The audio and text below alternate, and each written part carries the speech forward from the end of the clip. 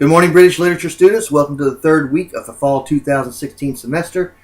And we're moving right along now, so hopefully you've gotten into the swing of this semester.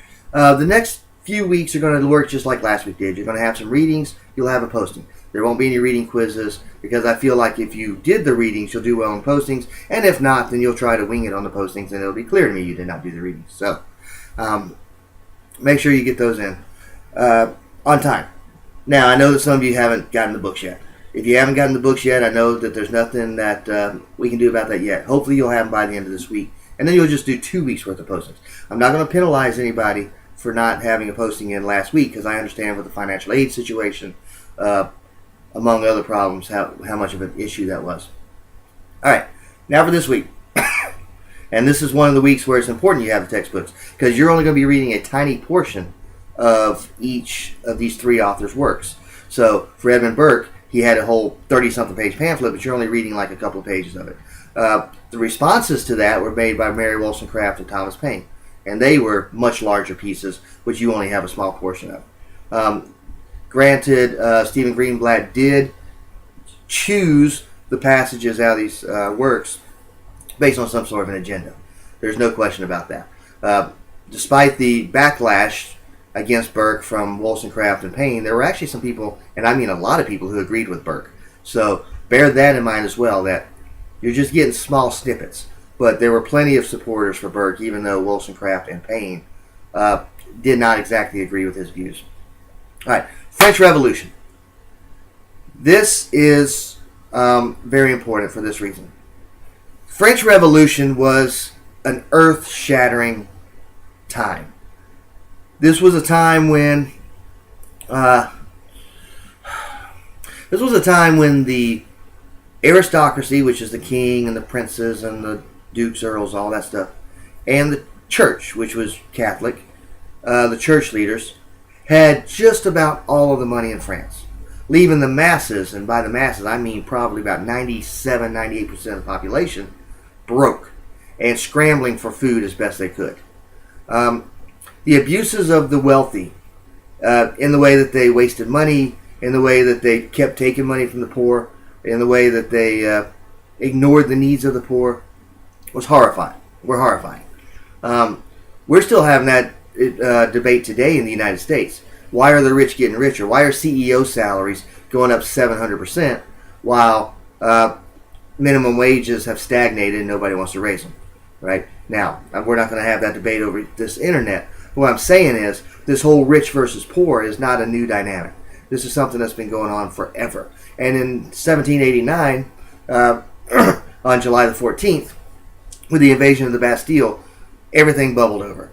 And the thing you have to understand is, take a look at that slideshow on the French Revolution. Because this is the first time in world history that a populace, the average popular people, overthrew a monarch. It had been believed prior to that by most people that the reason that people were born into royal families and became kings was something called the divine right of kings, which basically meant that God chose that person to rule this country by making sure that person was born into the royal family. And with the church having lots of power and lots of money, that just reinforced that belief.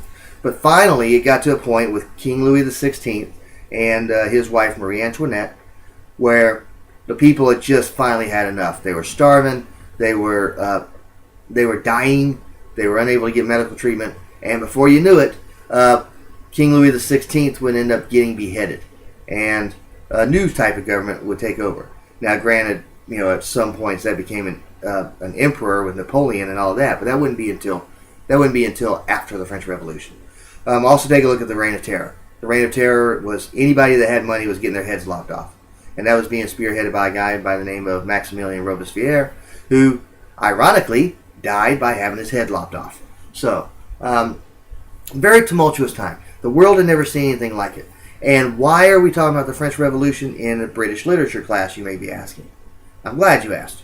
Because while this was going on over there, King George III was in charge of England. And people were wondering, do we overthrow our king? Do we overthrow our aristocracy? do we tell our church that enough is enough, the same way that they're doing over in France? Well, if it wasn't for the reign of terror, then it's possible that there may not be a king of England today, or a queen of England as it is right now. So, Elizabeth II, her son Charles, her grandson William, and then of course her great-grandson George, all can thank this reign of terror where everybody was getting executed by guillotine for them still being in power. Because what had happened was the French Revolution took on such a fervor, and the people were so happy to finally rise up that it got out of hand, is what happened. So Britain said, you know what, we'll let George III stay on the throne. And of course there's been a monarchy in England ever since. Now, make no mistake about it, Parliament runs England, but they still have a king and a queen, and they have some duties. I mean, basically they're more figureheads than anything else, but they're still there. Okay, so this is debate. So Edmund Burke is going to take the side of the king. Edmund Burke is going to say, hey, kings are chosen by God. People have a right to have power and money just because they were born into the right family. And those that weren't born into the right family have certain rights, but they don't have the right to our wealth. So needless to say, Edmund Burke was very, very, very wealthy. Both Paine and Wollstonecraft can come out and tell Burke that that's total nonsense. That people have a right to keep what they earn. People have a right to move up in social class should they be intelligent enough or hardworking enough or something like that.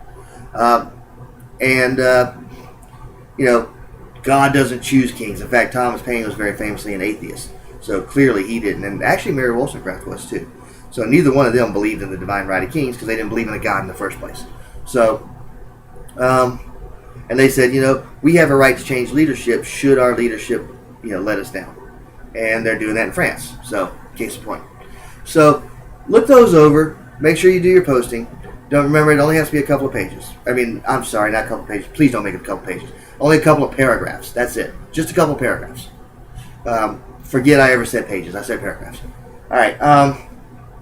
Because I really don't want to spend all day reading 2- and 3-page postings. I also have looked through about 3 or 4 of the postings. Some of you did not look at this. These are the instructions on how to do postings. They are actually located in the assignment instructions folder of D2L. Open this up and read it. Read it word for word to make sure you get everything off of this, especially the part where you are required to do direct quotes. There are a couple of postings I've already read that didn't have them, and I'm sure there'll probably be more. So I can only put the instructions in there, and I can only tell you where to find them. You've got to go open them, and you've got to read them, and you've got to follow them. And if you don't, you're going to find your posting grades are going to be pretty low. So, with that in mind, I hope you have a great week. I hope you enjoy reading about the debates about that centered around the French Revolution. And I think maybe, if you think about it, they're not that terribly different from the debates that are going on in the United States right now between the haves and the have-nots.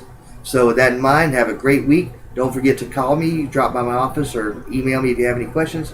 And have a great week.